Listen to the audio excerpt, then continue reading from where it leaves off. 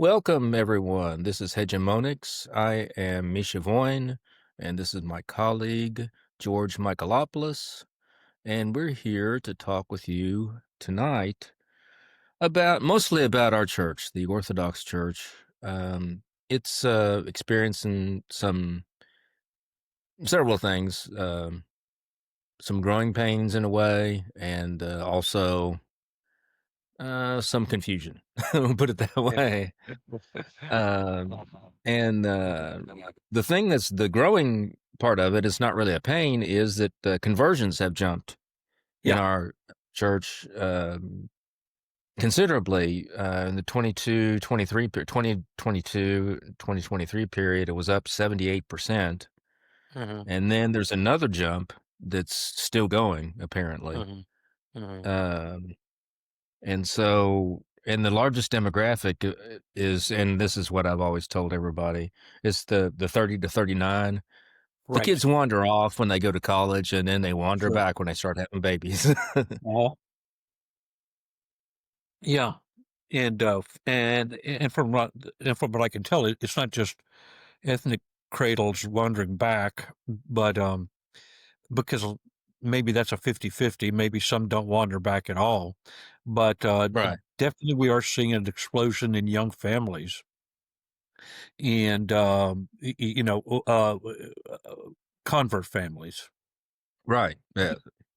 Uh, that's Yeah. what I'm That's what talking I about. didn't mean to imply that they weren't. I mean, I just think that, across the board, it works to some extent in Orthodoxy, although I've seen a lot of Orthodox kids, even when they're in college and young adults, still remain with the church and not, Yeah. wander off. But I think across the board, it tends to be that when they have the choice whether to go or not after they're out of the house, they Mhm. exercise it. And Mhm. then once it becomes clear that no man is an island and they need, a community, and Mhm. they start to come back. And then hopefully if it didn't sink in the first time, hopefully it sinks in, this time that the deeper stuff in it. Yeah. Um, Yeah. Yeah. The rise in conversions. If at first it was the young men, the so-called orthobros, which of course we'll probably talk about, but now significant rise in young families joining, and it's glory to God, and yeah, yeah. it's wonderful. I I love at Trapezar coffee hour sitting down next to these young families, and that they're just they're they're a blessing to me personally, and I believe they're a blessing to the church as a whole. Oh, I'm sure. I mean, that's go forth and baptize all nations in the name of the Father, Yeah, Son, and the Holy Spirit. yeah, And it has to be that way. I mean, um, you're Greek, and I'm of Russian extract, I guess. But really, our mission here in the United States is partially, to help out with those of us, are people of similar ethnicity, but mainly it's to put um, the church on a footing where we're a minority, a small minority, yeah. uh, ethnically in the church, Uh-huh. because of the fact, not that there's anything wrong with being Greek or being Slavic, Right, right, yeah, uh, but because Greeks and Slavs are a small percentage of the American population, and you want it to reflect yeah. America.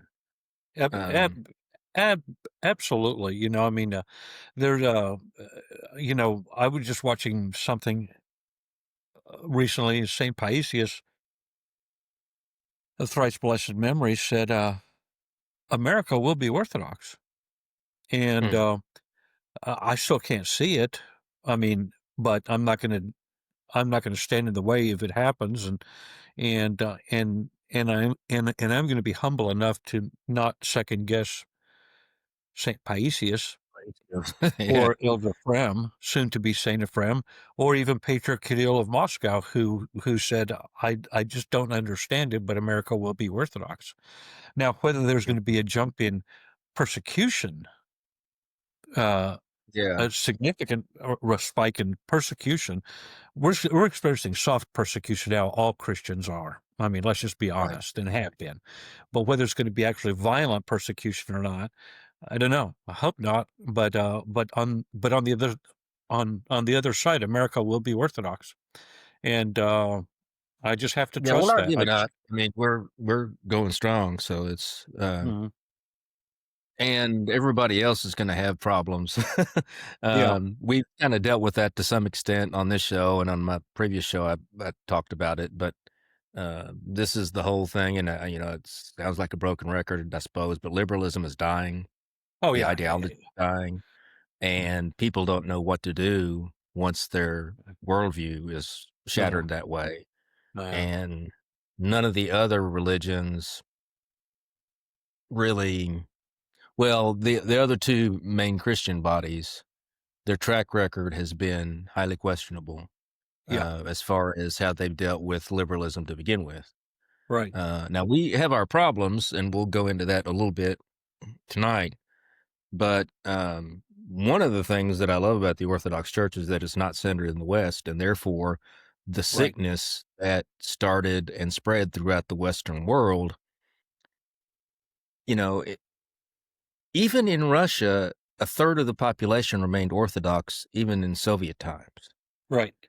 And that should tell you something about, Right. because the Soviets were like liberals on acid or liberals on speed or whatever. Oh yeah, I mean, I know from my own personal experience and acquaintances that if you were Orthodox, you Mm, know, your chance for advancement was pretty much next to nothing. You could probably hope to be a janitor, and yeah, and that's it. And so that's what it would be like here if yeah, and there may be places where it is like that, yeah, but it would be that way here if the woke among us had the last say. But I yeah, don't think they're going to here. And we talked about this before about, and I'll try to focus on the United States for this program. But Europe almost seems like Western Europe, I should say, almost seems like a uh, lost cause at this point, unless there's uh, a series of revolutions, which there might very well be. right. And I think we'll get off a lot easier than Europe just because they were much farther to the left to begin with, I think, in some ways, Mhm. mentally anyway. Right. And so well, as you pointed out at one point, and I couldn't understand why they were letting this stuff happen. Is like, well, they don't have any guns, and Well, it's true. and that's just it. I mean, Gail and I were just talking. And I said, we have 330 million people in this country, 400 million guns. We're the most heavily armed civilian population on earth. Now, I realize Yeah, maybe only 150 million of us have the guns. The other 150 million are children, old agers, pensioners, liberals, whatever. But, that's still, that's something you got to take into account, especially if you're part of the elite. And, and so, I read some there, places like 80% of the world's guns are owned by Americans, and that's probably most of true. those are in the southeast. Most of those are in Yeah. the Yeah. southeast. Hmm. Um, Oh, yeah. so there's a natural firewall here, Yeah. of sort, Mhm. which I think it works better in the country than it does in the city. But Mhm. even if you compare what happened in New York Mhm. during COVID with what happened down here, at least where I am here, COVID was really, there were places where you had to wear masks because it was private property or it was government property they insisted. Other Mhm. than that, you just didn't.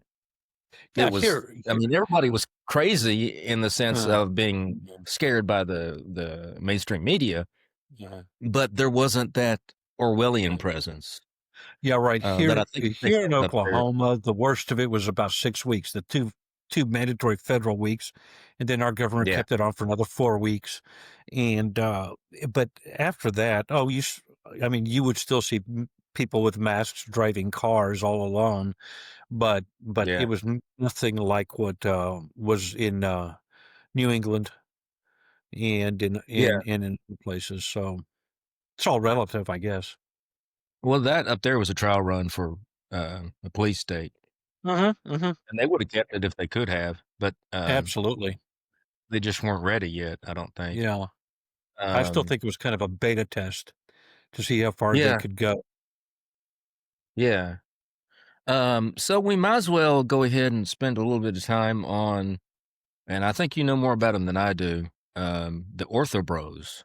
Yeah. Yeah. This is a Well, phenomenon yeah, that's probably when is it? Last 10 years or so, maybe. I maybe. don't know if it's even that long. Where you have prominent, my experience with it has been online. Uh-huh. Where you have people like Jay Dyer and Right. Jonathan Pajot. Um, but you Andrew know more. What? Wilson. Yeah, Yeah. and enlighten us a little bit about the phenomenon. What? Sure. Because Yeah. I know the Okay. Orthodox, but Yeah. I mean, you have a lot of disaffected young men in their 20s, early 30s, who have been screwed out of the American dream in one way or the other. And some of them, I'm talking about b- back up big picture of this generational cohort have become Mhm, the alt right or the so-called groypers, the ones who follow Nick Fuentes. This was all mhm, started back about 11 years ago, I think, by Jordan Peterson, when when he yeah, very courageously did not accept the narrative of the mainstream media, especially when he was yeah, being interviewed, and he just pushed back. Um, so and it's grown since then, and those who are religiously inclined have found themselves in the Orthodox Church, and we can give a big shout out to Jay Dyer for that, but also mhm, Jonathan Pajot, Kyle Trulia lately, Father John Whiteford, um, yes, um, Luther Menard and Father Jonathan Ivanov. They have a program. I, name escapes me. yeah. Father And I Josiah mean, did that something too. That's literally is been, the tip of the iceberg. And yeah, basically, we own the internet apologetic sphere. We just do. And the latest casualty of the Protestantism is Ben Cleve of Cleve to Antiquity. And mm, well, about 4 years ago, Hank Hennergraff joined the Orthodox Church, and that I really remember pissed that. him. Okay, Yeah, and I bet it did. Yeah. now Ben Cleve did, and so it's got to the point, and there's a program called Meet the Blessed. It's narrated by Jason Marinchuk, um, and it's kind of a thing of Meet the Press, but it's called Meet the Blessed. And I was watching it. Ben Cleve was on, and he said, right now there are in the Protestant apologetic sphere um, places you can go online if you have questions and you're unsure about your faith and you're thinking about Orthodoxy or Catholicism, and will talk you down from the ledge, so to speak. Those those are my words. Excuse me. So, regardless, so I'm very confident about what I see, and even the trad cats like Trent Horn and Dr. Taylor Marshall and Kennedy Hall and and who are just got top notch programs and great apologists for Catholicism.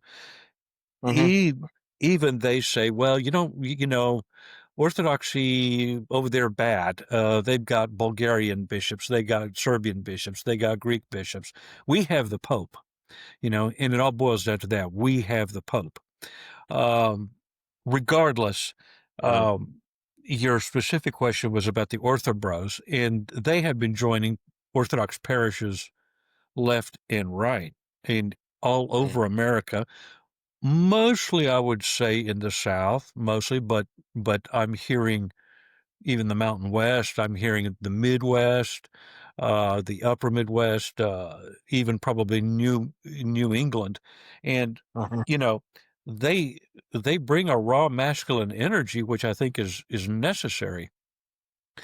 The problem with that is that it's not a problem. It's just that for the more established ethnic cradles, especially on the East Coast, who are not as, how can I say this delicately, not as um, intense in their faith, and Mm-hmm. it's more a cultural thing, they're starting to push back a little bit or complain at least. Mm. Because and it's more of a political phenomenon because the orthobros by and large are to the right, Yeah. and a lot of the cradles on the East Coast, regardless of jurisdiction, mm, not of on the right, so to speak. Yeah.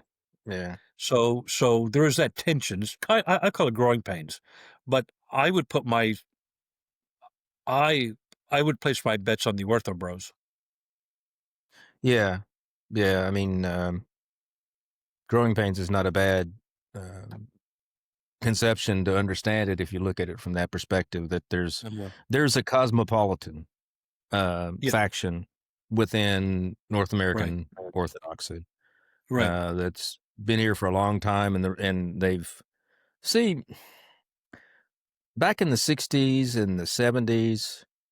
Um, it got to the point where a lot of people, even if they were ostensibly religious, um, just assumed everything about the scientific explanations and the secular explanations for everything or what things were really like. right. And that they just kind of, that religion was nostalgia and emotional security and that kind of thing. Uh, And that was it. And you can see that a bit if you've seen the movie The Exorcist.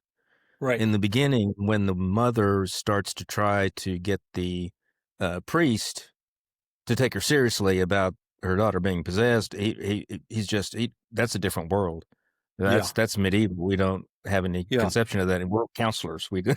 So yeah, right. that's all we Yeah, do. And that's kind of the way it took over in a lot of places, and especially I think in the more cosmopolitan is the word I keep uh, coming back to areas of the yeah. country. Uh, and yeah, the orthobros definitely come into conflict with that. And Well, I've let's seen, let I mean, yeah, I was talking with somebody who was uh, converted to Orthodoxy who was thinking about going over to Rome, which is unusual. In most people, it's the other way. yeah, And I said to him, and this is online, I was like, well, look at it this way. The Romans, if we come in, if an Orthodox person goes into a Roman Catholic church uh and we ask for communion, they'll give it to us. right, That's part of their discipline right, now. It's against our rules, but they don't have any sense that we're not church. It's uh just in their eyes, we're defective because we don't submit to the Pope. uh Um, if an Orthodox comes, or if a Roman Catholic comes to an Orthodox church, um, and I didn't bring this up, but I would say, except in certain circumstances with the Arab Orthodox, there's some confusion over there. Um, but mostly, you're not supposed to take communion, and only the right, Orthodox are supposed to take communion in Orthodox Church. right. So, if you're So, concerned about what God thinks of your soul, which it seems uh like this guy was, it's like, if you're there's no reason to convert because you got the best of both worlds. The other yeah, side doesn't think you're bad. We don't think you're bad. uh Stick with it. Plus, the only criterion really that Jesus gave explicitly about in the parable of the Last Judgment was, how did you treat the least of these? right, How did you treat people? Because how you treated them is how you treat me. right. Um, and I'm not going to go into it, but the Roman Catholic clergy have had, an Oh yeah, ongoing scandal. Probably only the tip of the iceberg has been yeah, produced, and it's a bad thing. And I said on there, the same thing with the millstone around the neck. It would be better for Uh-huh. someone who harms one of these little ones to have a millstone around his neck and be cast into the sea. Right. Um, and so there you go. But and I think probably looking at it that way, talking to people in a less than uh, well, you have to look at coffee hour and you have to look at the attitudes and you have to look at the Right. politics and I think that does turn off some people, and that's maybe what the orthobrophobia Uh-huh. is. But God bless them. I mean, they're doing God's work as far as I'm concerned. Oh yeah, yeah, yeah.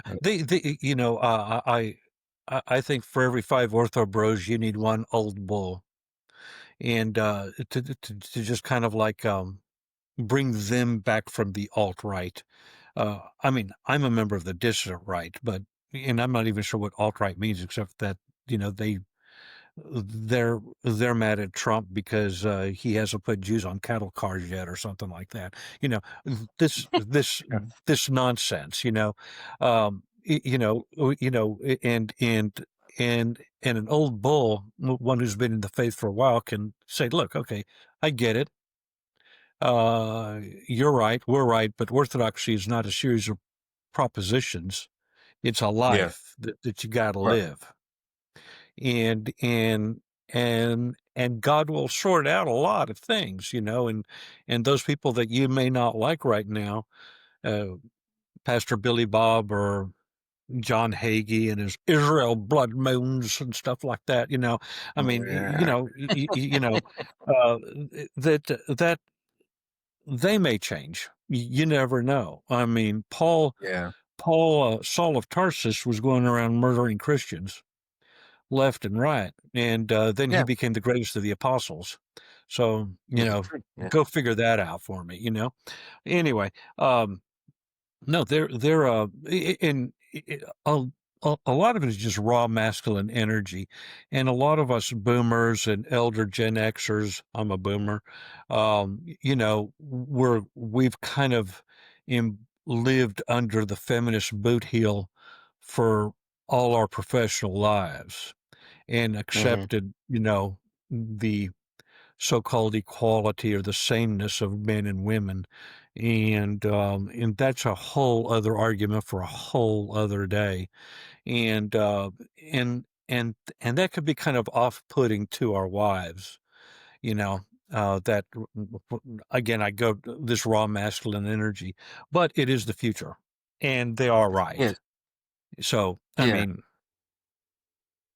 yeah. I agree completely. I mean the days when we were going towards, I think somebody online talked about the devouring mother oh yeah, and the vengeful son. It's moving from the devouring mother to the age of the vengeful son, because you can only get so feminine as a society on the whole, and when you do, you're too weak to live in the wild. I mean, you yeah, you really are, and that's yeah, where we've crossed into right, in Western Europe and the United States.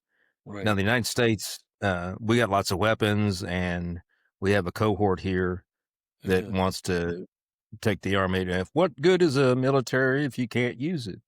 If you right, don't use it, yeah, well, it's a lot of good if you don't yeah. use it. But and that's kept us from having some of the problems that others have had. But now you got Muslims lined up on the streets showing, Uh-huh, demonstrating ownership of uh-huh, swaths of America, right, and you don't have police descending on them with clubs. I uh-huh, mean, which to me is odd. Um, I mean, the most masculine thing you can do is defend your territory. right, Really, procreate and everything else yeah, too. But we're not and doing that, prevent your wife right? from being Yeah, raped. I mean, and freedom wives from yeah, and yeah, daughters from being raped. right, Um, yeah, so the feminine thing is really the mother society, and it's caused a lot of problems. sure, Anyway, absolutely, because you have, but I was just talking with somebody in a lift that I took someplace, um, that the mothers, that there's not any impetus in certain circles for women to get married because the state pays by the kid if you're not married, Right. and that really encourages a breakdown in society. Mhm. And you see a lot of that acted out by young men, well, by both genders, really, in different Mhm. ways, by young men with the violence that they don't have the control that they should have. Mhm. Women tend to be a little bit more promiscuous in those circumstances. Um, but it's all this great house of cards, excuse my French, a shit show, and it's all Yeah. coming to an end. And You know, you talked about that. I want to interject one thing. Right now, 70% of all divorces are initiated by women yeah, in the United States, and even though on the other side of that is not all meligal, as the Greeks like to say, or milk and honey, they and a lot of them know that, and there will be economic consequences. At the same time, a lot of them say, "Fine, I'll take it." You know, maybe if I'm under 35, I'll still find a sugar daddy or something like that. Which still, the drama will continue. It's never going to right. stop. I want to go back to what you said about the Muslims, and we could talk about the feminine thing. Probably would take an hour, uh, Yeah, and, at least. uh, another day. But about the Muslims, about 4 weeks ago, 3 or 4 weeks ago, there was a Protestant pastor speaking before the city council of Dearborn, Michigan, and the mayor is a Muslim. Yeah, I And, saw that. you know, and he was complaining about one of the street signs or streets being named after a Hamas terrorist or something like that, something Mm, like that. yeah, And the mayor of a very well spoken, American accented Arab American, whose name escapes me, basically told him, "Go f yourself," in a much more dignified way, and don't let the mhm, door hit you on the way out. And when we finally take over, there's going to be no place for you.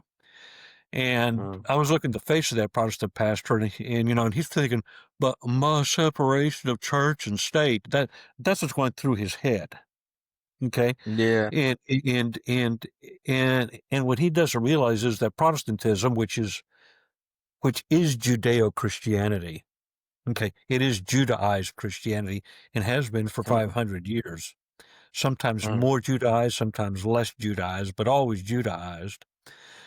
And basically, what I would consider, or what is being called Cuckianity. The Protestants, again, fine people, a lot of them far better than me. Okay. I'll just lay mhm, that right out there. But Protestantism has never been able to sustain Western civilization. At least when it came time to sustain it and to save it, it has fallen flat.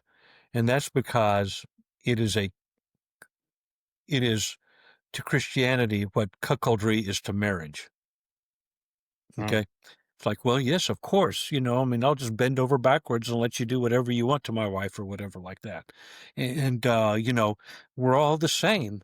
And, you know, we have to have freedom of religion, not realizing that, no, we don't have to have freedom of religion. You know, the Muslims don't yeah, think so.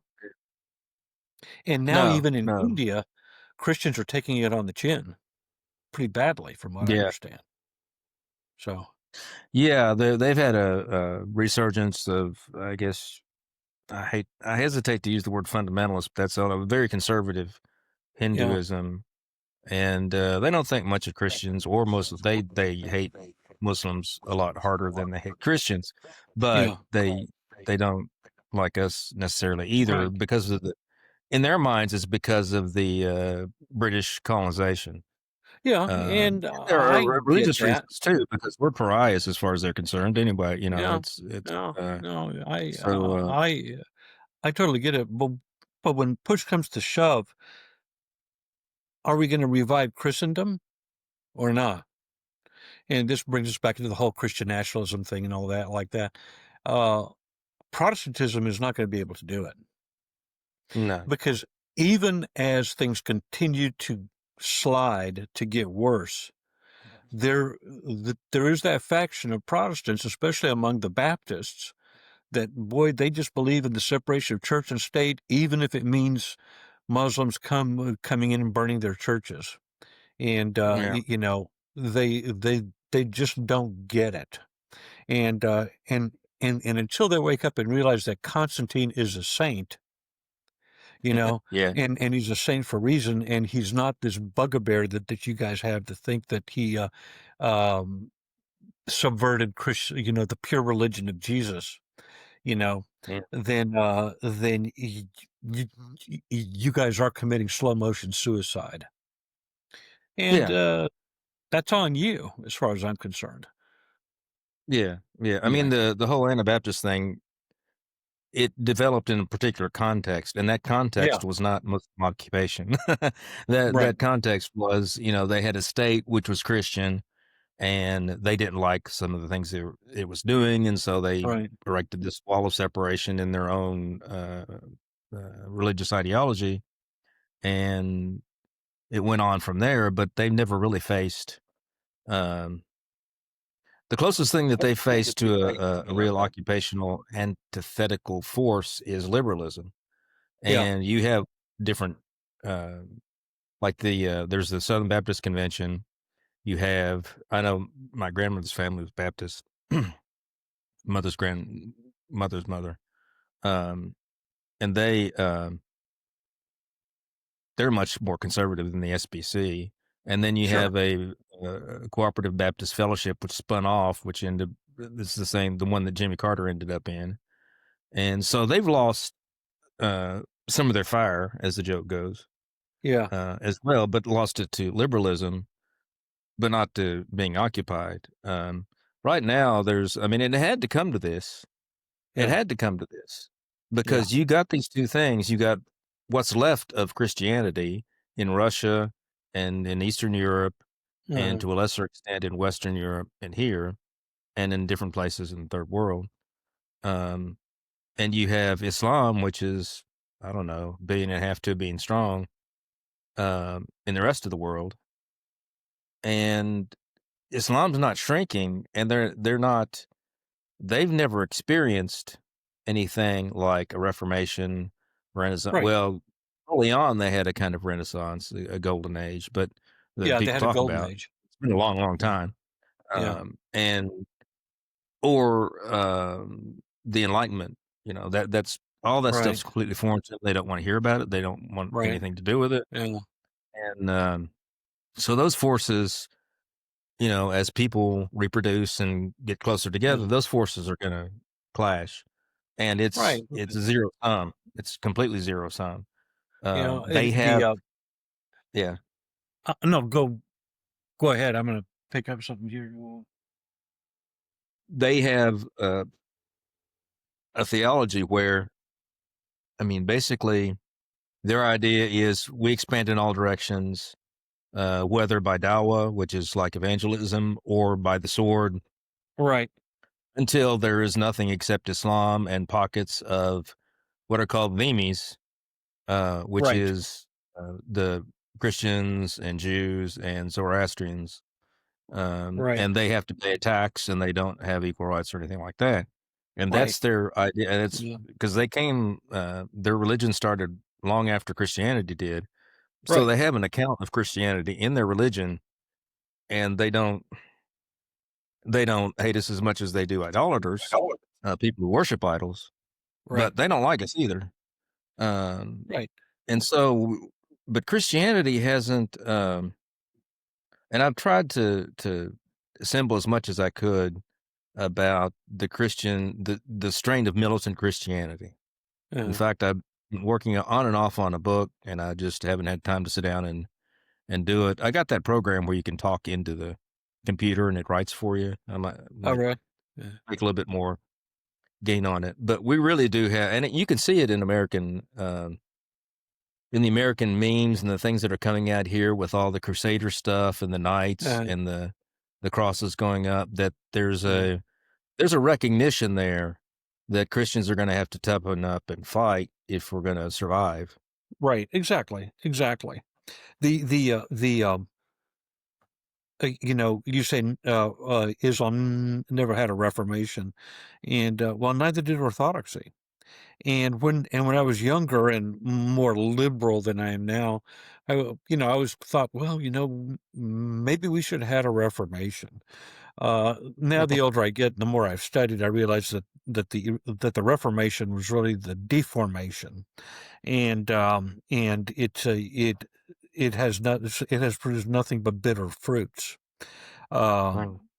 It ended Christendom in the West, and even though you and I have our problems with Catholicism, the fact remains that even Pope Benedict admitted that in the first 1,000 years of Christianity, the first millennium, we Orthodox were part of it, and we still have that first 1,000 year millennial Christianity. But Hmm. in Christendom was far better off as far as a social system than what came after. Because now we're in liberalism, which is just totalitarianism by another name. It's you know, I want to read something. Hmm. Great church. Oh yeah, yeah, yeah. Yeah, Run some. and this is chapter 11, the church and the Greek people. It's just a couple sentences, page Mhm. 385. Anybody's interested.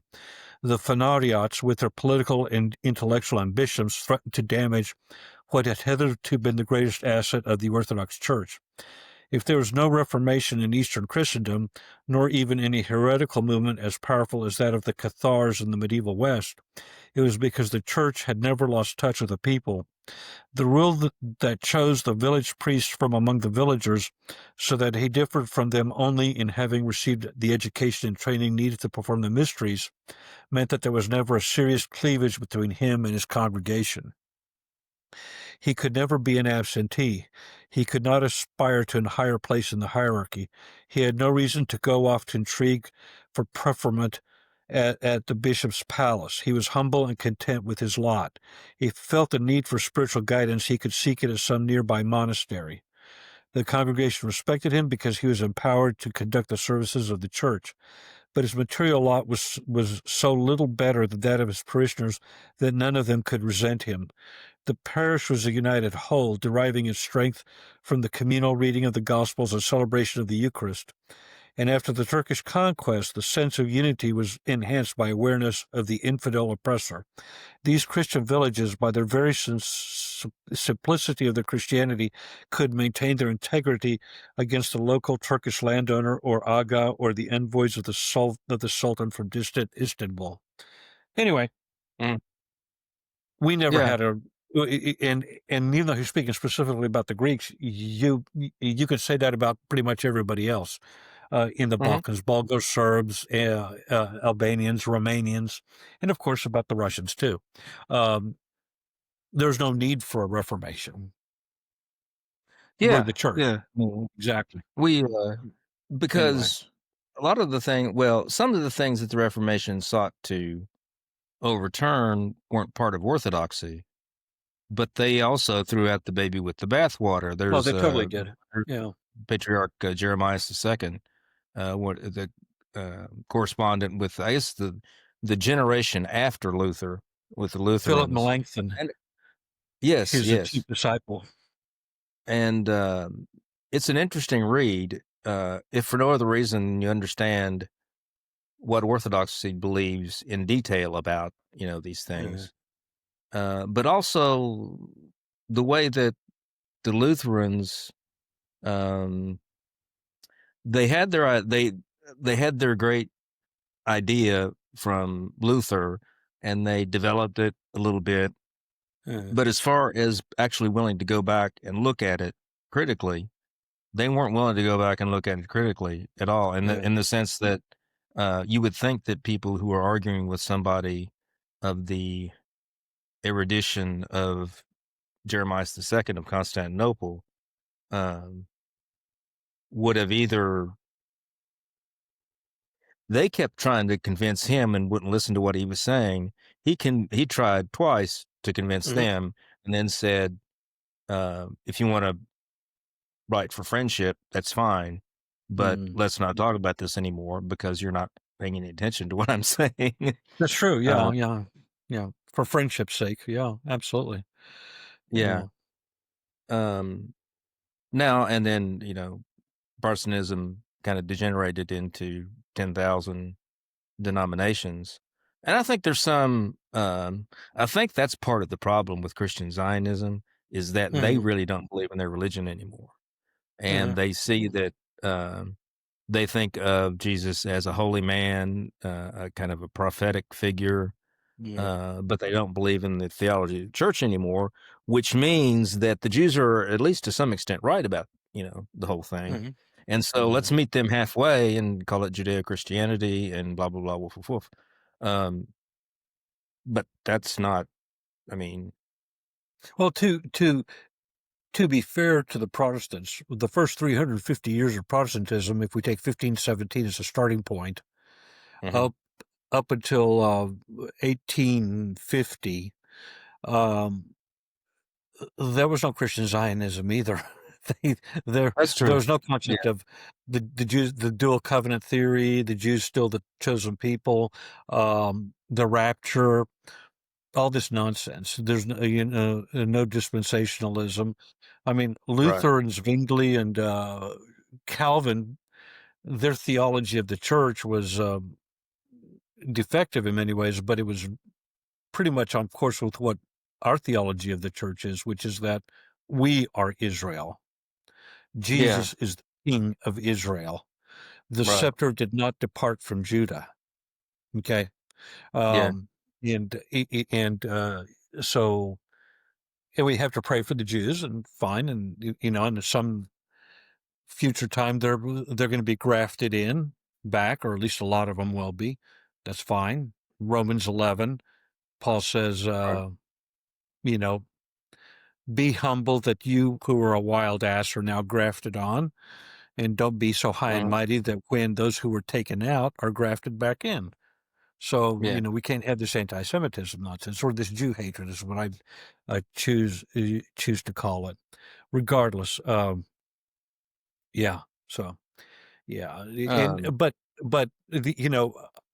I mean, for years now, I've looked at my Protestant friends, I've looked at Protestant apologists on the internet, and I'm thinking to myself, man, they still don't get it. They just still don't get it, and the ones who do are trying to fight themselves from going to orthodoxy, and others have gone. Okay, yeah. um, Yeah. and but it all became clear to me 4 weeks ago when that poor Protestant pastor was basically told by that Muslim mayor to go play with himself, and he Yeah. had no recourse, and you know the he can't go to the ACLU to help him fight this battle and to wind it through the courts until it may take 3 or 4 years because the ACLU won't touch it with a 10-foot pole. Okay, Yeah. so there is no remedy for this violation of church and state. Right. And of course, we Christians, we mainstream Christians, and I put ourselves in that category, when they try to take down the nativity scene from the town square, we just kind of like, well, we just kind of like fold our hands and say, yeah, well, it's what we got to do because separation of church and state and all that. Right. It was always a crock. It started out in the 40s, really, um, Yeah. Supreme Court rulings, but it never really had Mhm. anything to do with the Mhm. Constitution. They just kind of No, it parked didn't. it in the First Amendment, and Otherwise, we it wouldn't have started out chaplains being in the armed anti-Catholic. forces, chaplains in Congress. We Yeah. wouldn't have a national cathedral in Washington, D.C., and Right. on and on and Yeah. on. So, The the Establishment Clause just means that we can't have, at a national level, the yeah, same thing that they had in England with an established church where, right, service in the government is contingent upon being in good standing with that church and right. where funds go exclusively to that church. That's Right. establishment of religion, and that's what is prohibited by the First Amendment, but it's only Right. prohibited at the national level. Right. Uh, the last, uh, state to abolish, uh, several of them had state religions, Yeah. at the time of the Constitution, taking effect. The last one to abolish it was Massachusetts in 1838, and I believe so. they were Congregationalists. Hmm. Uh, but nobody thought that it was because of the Constitution that Yeah. they had to abolish it. They just were aping, what was going on. Um, the one good thing, and I hesitate to call it a good thing in all this chaos, is it makes people more tolerant of, like, there's a window of tolerance for us as Orthodox in the United States because Hmm. we fit in between the difference between Catholics and Protestants. I Right. mean, Catholics could consider us Protestants, and Protestants could consider us Anglicans, Hmm. except take a lot of things more seriously than they do. Um, and so there's room for us here as Orthodox, Hmm. and that wouldn't be if there hadn't been a Reformation necessarily. Yeah. I don't think though that it's worth the price. I mean, the better way to go about all of that would be to have there be some reconciliation between the East and the West on Hmm. terms of the truth, uh, rather than trying to reform Roman Catholicism from the inside, uh, in a haphazard way where you're not using Orthodoxy as a blueprint. You're not even really using the Church Fathers as a blueprint. You're Hmm. adding words to Scripture like faith alone, and Hmm. you're saying that Saint James, uh, his gospel is a gospel of straw. Hmm. Well, no, no, you can't do that. No. Hmm. Yeah. But there was No. nothing there to tell him no, at Uh, least not that it stuck. uh, Um, but, that's the historical, yeah. thing that we run into. But we've got this thing going with, in Orthodoxy with, bringing lots of converts in, Uh-huh. and they're coming because of the traditional nature of Orthodoxy. Right. That's what's bringing. It's not, Yeah. uh, so much the bells and whistles as the fact that there's a solemnity and there's a continuity Right. with, the church as it has developed, over the ages, all the way back to Uh-huh. Pentecost. And I think Father Stephen DeYoung had a book out called Church of the Apostle or Religion of the Yeah. Apostles, where he talks I about some of that. And that's what's attracting these people to Orthodoxy is the genuine, yes, exactly. That's it. I Religion of the I, Apostles. I got to tell you, you got to read it. It's just it Yeah. will blow your mind. If you've ever Yeah. I've read got to check it too. if you've ever read the Silmarillion, you'll know where I'm going with this. But anyway, excuse me. Yeah. He's a treasure to the church. He is. Yeah, he is, and uh, I'll do it later.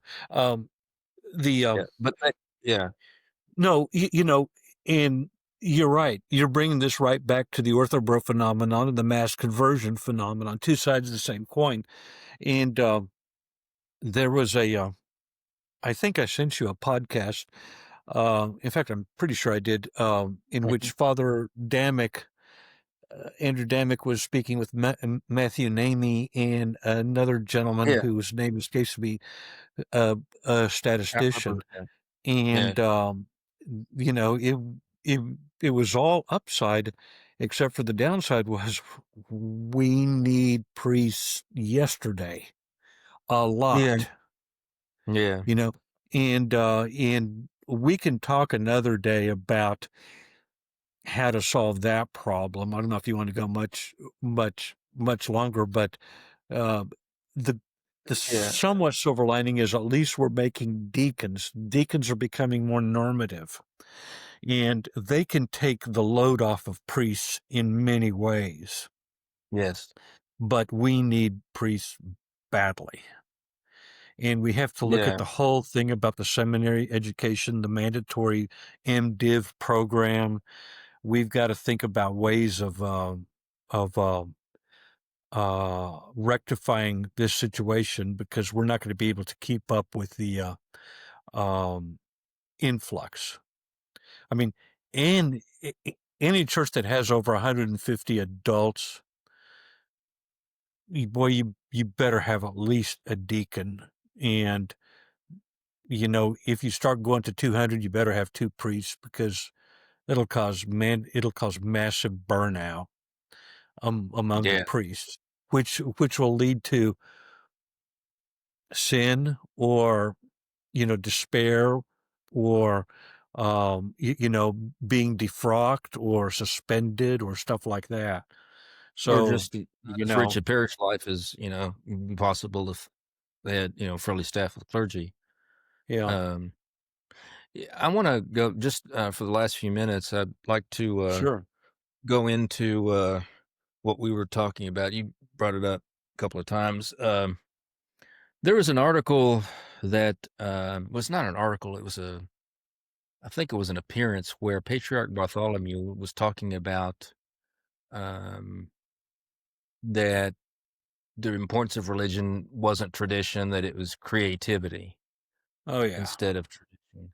Oh yeah. Uh, and, you have, Archbishop Elpidoforos. I can't pronounce his El Yeah, that's it. yeah, okay. Um,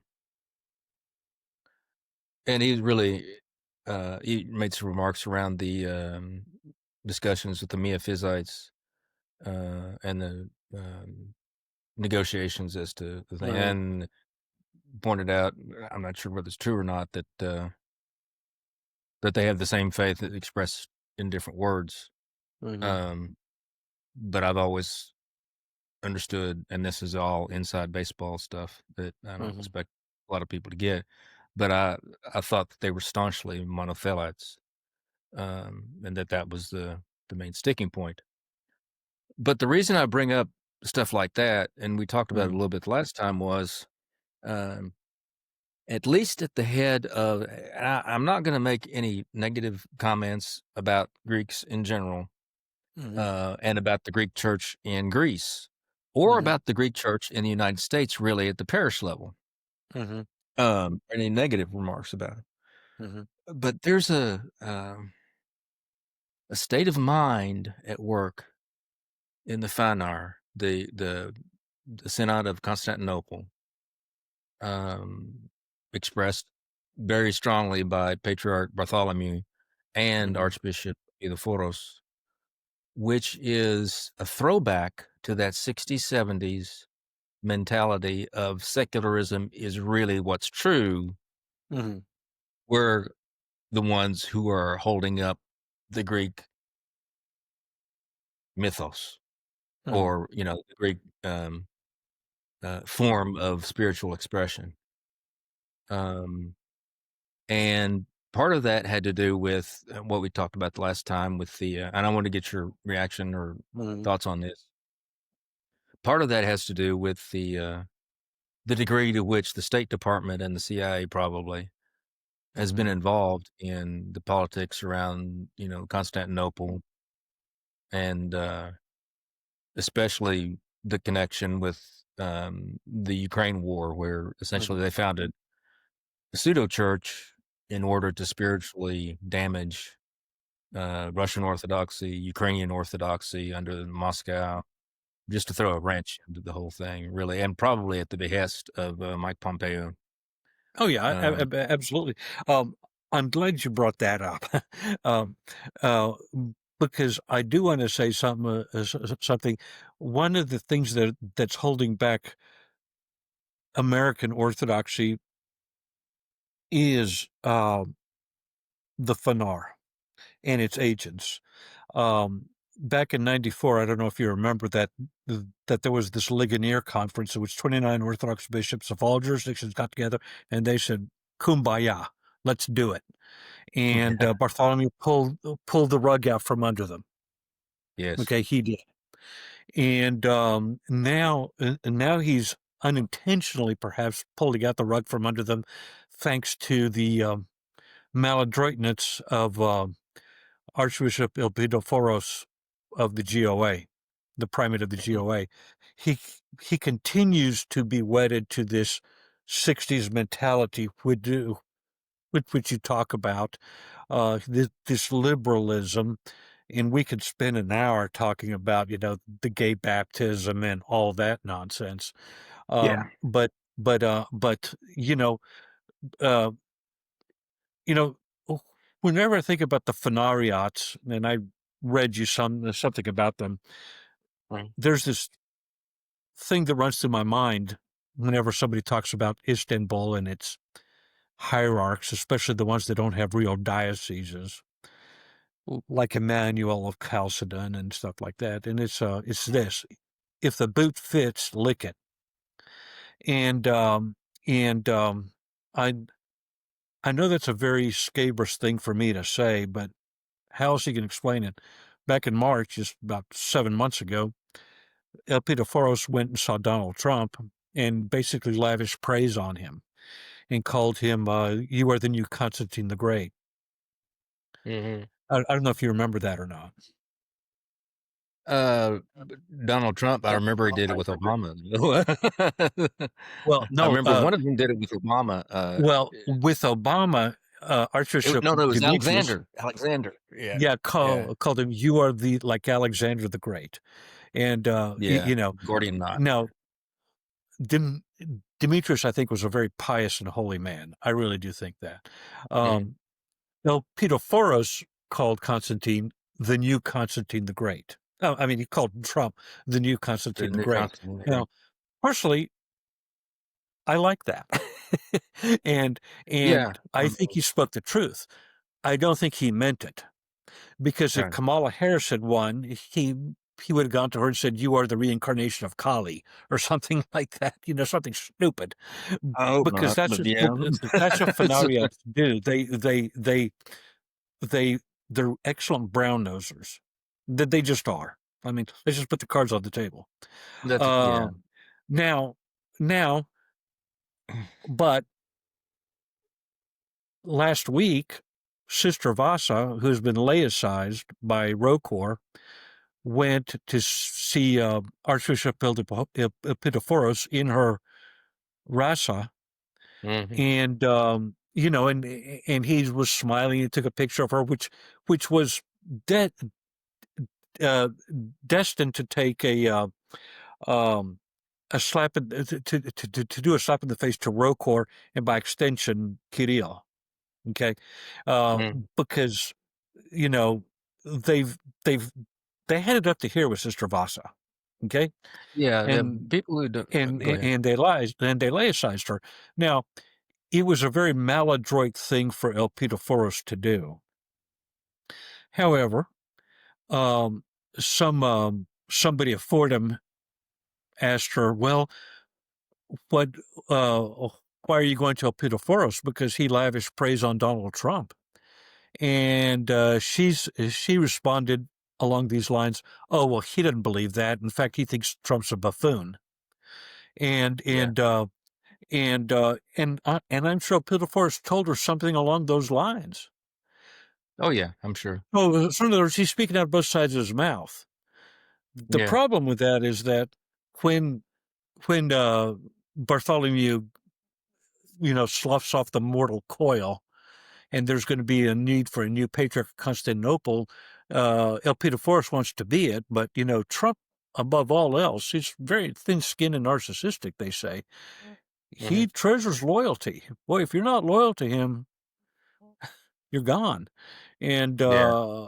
so, this is what happens when you don't take your faith seriously. When you're, as Saint James said, be in James chapter 5, verse 12, I believe, beware the double-minded man; he is unstable in all his ways. Ways, yeah. Okay? Yeah. That is your typical fanari out there. And Mm. until the GOA gets their act together and realizes we are here to stay. We are Americans. Yes, we have Greek ancestry. We're proud of it, but we can't always look to the Fanar and hope for the reconquest of Byzantium. by the next king of the Greeks and all that, you know, they're they're never going to amount to much in the United States, and the other jurisdictions are just going to pass them by, I think, and and Yeah. unite in spite of them. That's that's the way I see it. I kind of hope I'm wrong, but regardless, uh, I don't know what else to say Yeah. about that. Yeah. I echo that pretty much. I think that the one good thing I can say about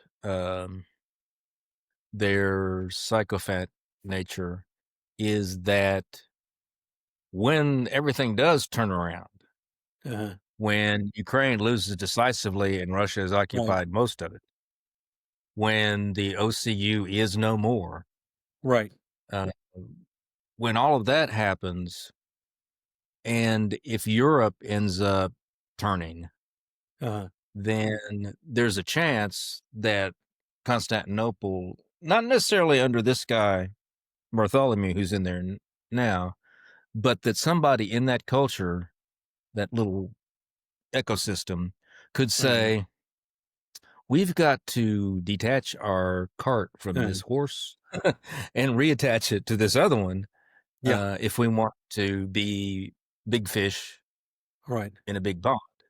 right, Because this thing's not working out, right, at least in Europe. And they care about uh, Europe. They care about right, Greece. They care about uh, uh, Asia Minor.